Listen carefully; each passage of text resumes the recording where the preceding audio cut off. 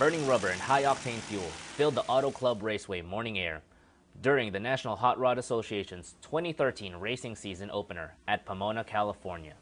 U.S. Army soldiers attended the event to support our Top Fuel drag racing team and interact with racing fans of Southern California.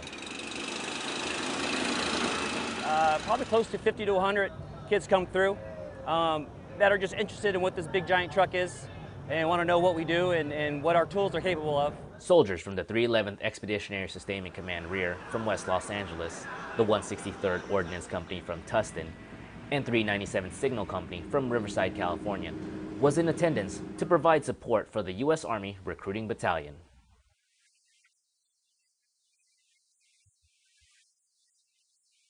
U.S. Army Top Fuel drivers Tony Schumacher and Antron Brown participated in education programs like the YES and 1080.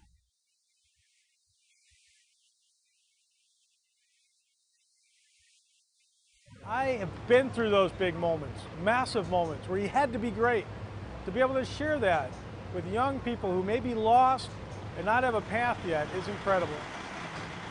Soldiers spent the day meeting students, reconnecting with veterans, and giving away prizes for various activities. Yeah, I got a beanie, a sticker, and I got a pen.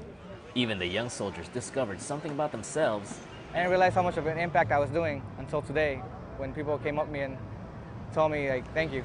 Regardless of the race results, the true winners during this event are the students, veterans, and soldiers. Knowing that people actually respect what I do, and I just want to make them more proud of me.